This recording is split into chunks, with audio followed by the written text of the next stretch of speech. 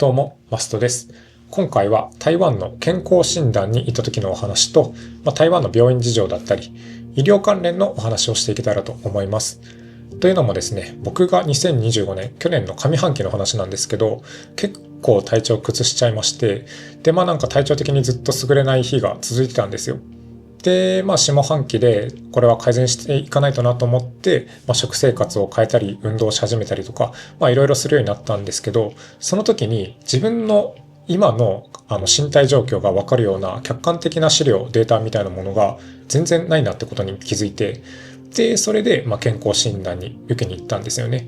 で、これまで台湾の会社に勤めてたので、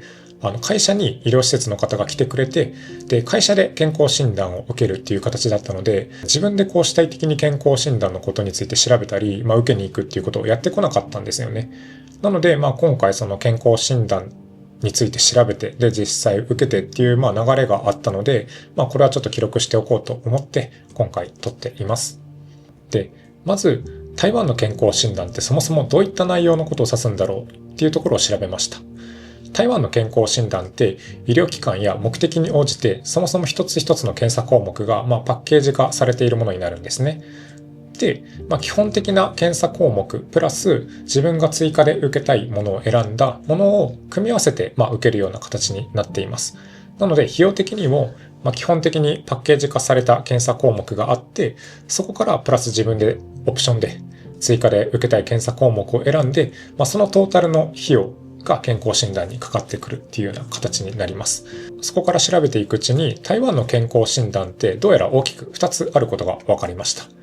一つが台湾の一般的な健康診断で、もう一つが日本式健康診断と呼ばれるものでした。じゃあその2つがどう違うのかっていうお話なんですけど、そもそも日本だと健康診断って大きく3つぐらいに分類されると思うんですよ。1つ目が一般的な健康診断。僕らが学生の頃から受けているような基本的な検査項目の健康診断ですね。で、もう一つが、特定健康審査って言って、特定の症状に対する詳細の健康診断。最後に、人間ドックですね。これはよく聞きますけど、一般的な健康診断よりもより詳細に全身を調べるようなものですね。社会人になってから受けるようなものだと思うんですけど、大体この3つに分類されます。台湾の健康診断はさっき大きく2つあるって言ったんですけど、台湾の一般的な健康診断っていうのは日本の一般的な健康診断とほぼ同じ内容です。ただ、医療機関によって検査内容っていうのが結構変わってきてて、日本の健康診断の内容よりも少なかったりするところもあります。なので、先に自分が追加で受けたい検査項目っていうのを明らかにした上で医療機関を探すことをお勧めします。で、金額に関しては、例えば30代だったら5年に1回は無料のところがあったり、あとはだいたい5000元前後ぐらいで受けられるところが多かったです。で、次に日本式の健康診断です。こちらは、いわゆる人間ドックのことを指します。最初調べた時は日本語で受けられる日本の健康診断なのかなと思ってたんですけど、金額が結構高かったので、調べていったら人間ドックということでした。で、こちらも台湾の医療機関によって基本的なパッケージが違っていて、そこに自分で適したものを選んで、で、それプラスオプションで受けたいものがあれば自分で選んでっていうような形になります。なので、金額的にはだいたい1万2000元ぐらいから受けられるんですけれども、自分のその受けたい検査項目によって金額のレンジが変わってくるという感じですね。僕も今回調べていく中で台湾の一般的な健康診断と日本式健康診断があるって知ったので、もしすでに台湾に住まれていてここら辺詳しいよっていう方がいらっしゃればまた教えていただけると嬉しいです。今回僕が台湾で実際受けた健康診断なんですけれども、一般的な健康診断で30代なら5年に一度は無料で受けられる本当に必要最低限の基本的な検査項目だけがあるような、健康診断でした。で、それプラスオプションで、血液検査を選んで、その分の費用で、200元ぐらいで受けられました。ただ本当に検査項目がそんなに多くなかったので、ちょっとまた改めてちゃんと詳細な健康診断は受けたいなと思ってるんですけれども、今回はとりあえず自分の身体状況を早く知りたかったっていうところもあって、基本的なものプラス血液検査という形でまずは受けたという感じになります。で、実際の健康診断の流れみたいなところで言うと、まず健康診断の前日に、だいたい8時間前かな、飲み食いはなしっていうのがあって、で、健康診断当日は、居留証と保険証を持参して、受けに行きました。で、今回はもう本当に基本的な内容のものしかなかったので、本来であれば多分電話で予約とかする必要があると思うんですけど、そういったものはなしで、そのまま予約なしで行きました。午前中に健康診断は受けたんですけれども、受けた内容としては、身長、体重、あとお腹の周り測ったりするのと、で、尿検査、血圧、心電図みたいなところですかね。で、最後に血液検査を受けるというような感じでした。健康診断が終わってから、問診みたいなのを受けて、で、そのまた1週間後ですかね。1週間後に、また自分のその健康診断の資料を取りに行って、で、そこで診察してもらうという感じでした。で、ちょっと健康診断の検査項目が少なかったみたいなお話もしたんですけど、その時の先生がすごい良くて、だいぶ詳しくいろいろと解説してくれたので、良かったです。今回はそういった形でかなり簡易的な検査で終わったのもあるんですけれども、なのでちょっとまた詳細の検査とかはもう一度調べてちゃんとまた受けに行けたらなと思っています。もし台湾の健康診断についてもう少し知りたい方がいらっしゃれば、僕のニュースレターの方にもいろいろと書いてあるので、YouTube の概要欄から見ていただけると嬉しいです。ここからは僕の台湾の病院事情についてお話ししていけたらと思うんですけど、いや、ここに関してはちょっと僕が話せることって全くないんですよね、正直。で、僕の場合は普段風邪をひくときは大体目から来るので、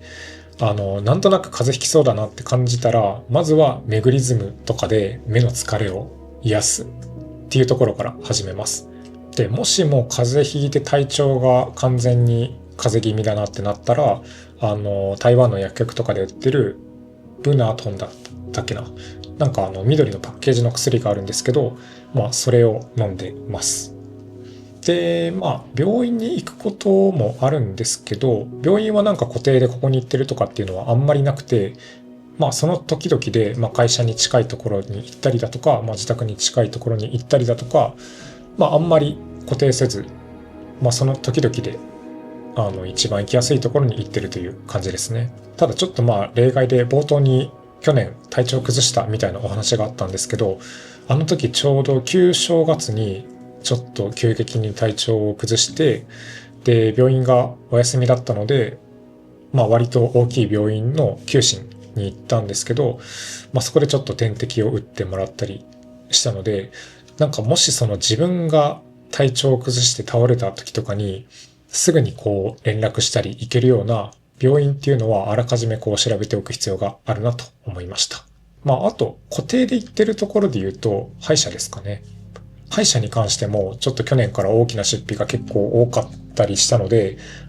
信頼できるところを教えてもらってそこに通ってるという感じです。で、そこは日本人の方もいらっしゃるので、